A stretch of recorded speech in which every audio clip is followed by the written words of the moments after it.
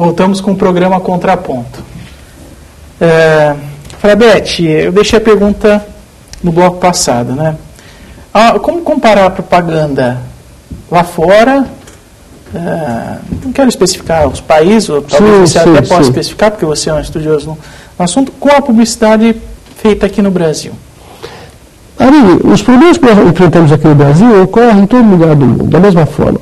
O anúncio hoje, ele quer chamar a atenção para o consumidor. Então, durante os programas, ele tem lá 30 segundos, 15 segundos. Então, quanto mais atenção ele chamar, maior vai ser a possibilidade de venda do produto.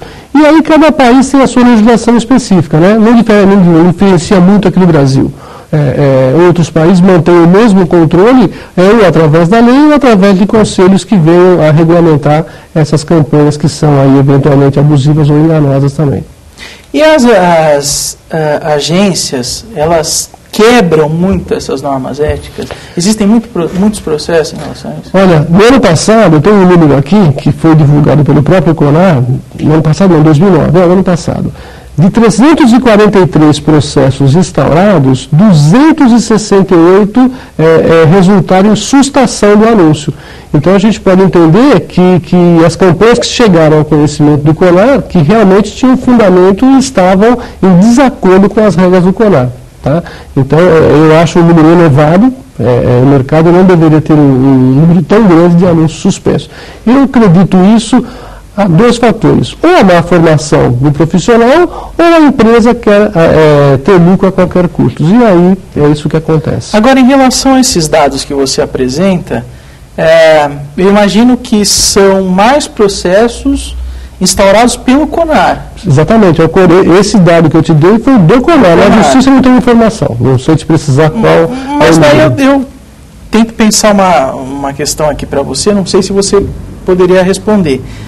O público brasileiro, ele contesta pouco, contesta muito, ou não há como a gente perceber isso? Então, e a população? Isso é um problema sério, né? Eu assisto televisão normalmente com a minha família, né? Tenho as duas crianças e minha mulher. E eu sou um crica lá em casa, eu sou um camarada chato, porque tudo tem problema. Então eu estou assistindo aqui, está com problema, está com problema. E eles dizem que não, que aquilo é normal. Então, aqui eu acredito isso. Há duas situações, a pessoa não tem noção de que está sendo violada. Hoje, toda residência possui ou um computador com a internet ou um televisor. Então, a pessoa vê uma cena no anúncio publicitário, ela acha engraçado, mas o engraçado, na verdade, pode estar ofendendo a integridade moral de alguma pessoa, seja sexualmente, seja de maneira pela idade. Então, o anúncio sempre possui uma característica engraçada que não é engraçada, é ofensiva. E as pessoas não têm esse discernimento. Eu acredito isso à má formação, à falta da família hoje. Eu estou lembrando de uma propaganda que foi agora na Copa, da Skol. Das latinhas? Das latinhas. Foi suspensa. Essa... Então, em relação aos argentinos, né? Que se abria exatamente, os argentinos. Quando aquela campanha começou a passar, eu até relatei para os meus alunos, essa campanha tem problema porque ela está atingindo a dignidade dos argentinos. Não tem cabimento você fazer uma campanha desse tipo, né? E aí, na hora, começaram a me criticar que eu sou chato, que aquilo é exagero da minha parte. Eu disse, não, vamos aguardar então. Essa campanha foi submetida ao CONAR e o CONAR vai dar uma decisão sobre isso. Isso aí agora, semana passada também.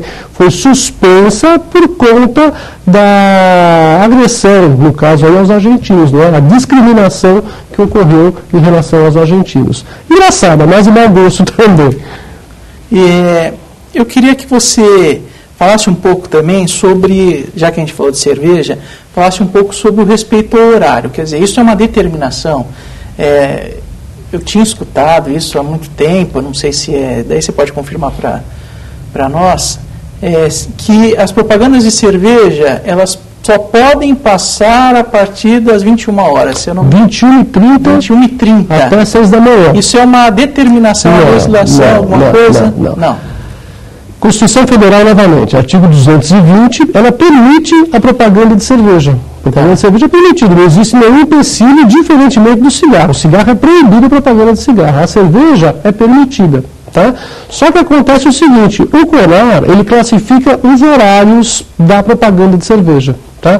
Então, das 21h30 até as 23 horas, bebidas alcoólicas de médio teor alcoólico podem passar sem problema nenhum. Tá?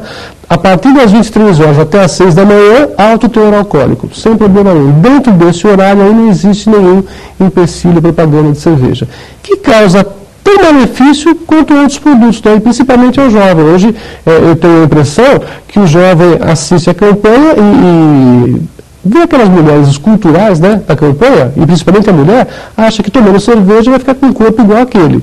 Uma ilusão, não é isso? Mas o que acontece?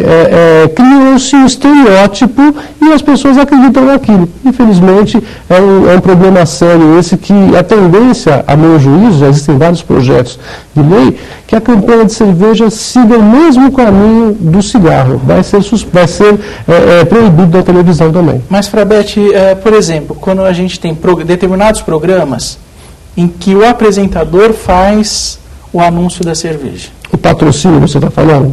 O patrocínio é permitido, o próprio CONAR regulamenta. Aquelas placas do estádio, aquelas chamadas... Não digo nem nas chamadas dos estádios, eu digo, por exemplo, programas esportivos.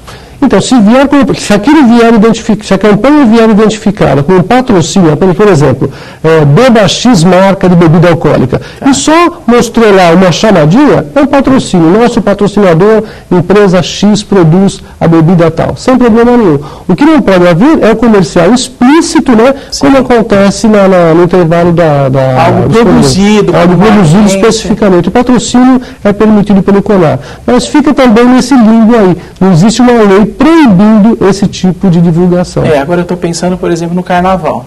No Carnaval, às vezes, a Globo, por exemplo, ela retransmite de manhã, às vezes, as escolas de samba que passaram à tarde, fazem uma...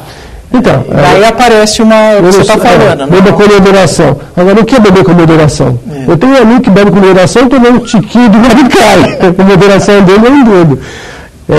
Nós temos um problema, não sei se é isso que você está perguntando com relação a isso, que é o merchandising. Sim. O merchandising é a inserção do produto no contexto da novela ou de um programa como esse. O Código do Consumidor classifica como propaganda clandestina. É proibido, não pode. Tá? Agora, eventualmente, a empresa vai se defender dizendo que é patrocínio. E aí vai caber ao Poder Judiciário definir se é patrocínio ou se é merchandising. Eu acho que hoje, por exemplo, nas novelas é muito difícil você ver uma merchandising de cerveja. Bebida alcoólica é difícil. Bebida alcoólica eu acho que é meio difícil. Refrigerante já é mais fácil, né?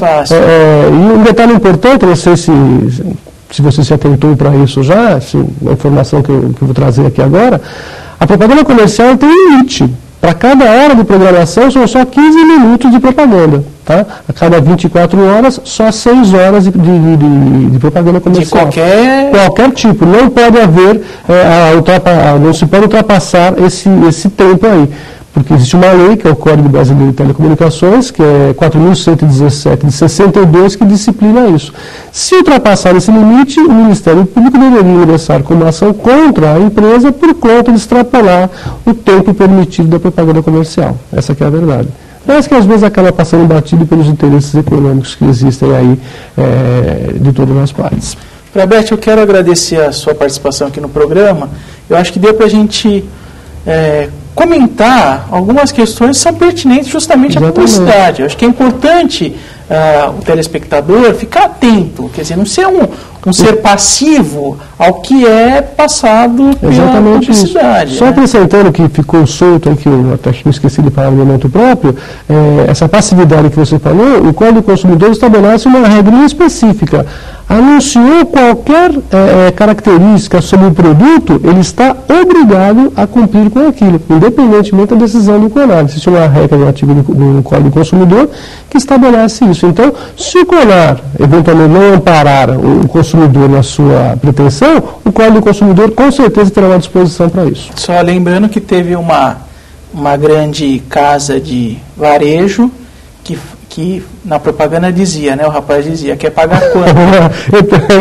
O advogado entrou. Essa história, eu sempre falo, eu particularmente não vi. Dizem que vocês não gostam de advogados, na verdade, né? Dizem que foi o advogado que entrou com a ação.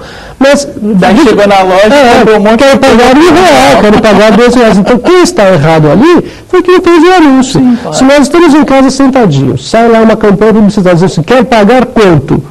É uma oferta, você está oferecendo um produto numa condição específica, é um contrato isso, o consumidor tem o direito de ir até a loja e exigir. Evidentemente, a loja se defendeu dizendo que era um abuso, que era um descaso, que não existe isso. Então, o que ela deveria fazer? Contratar uma empresa para fazer a campanha dela que estivesse ciente das regras que incidem sobre a publicidade. Quem não sabe, não faça. Essa é a grande verdade. Ou então vem estudar aqui na FIAN, né? Que aí vai aprender a fazer campanha com o melhor professor da região. Frabete, muito obrigado pela sua entrevista e essa sua, diríamos que a sua, como diríamos, sua vaidade não, mas... espontaneidade. Chegou aí, parou e acabou. Eu sou uma pessoa modesta. A modéstia era a palavra que me faltava. Eu agradeço você também por ter assistido esse programa e na próxima semana contamos com a sua participação no programa Contraponto. Muito obrigado e até a próxima.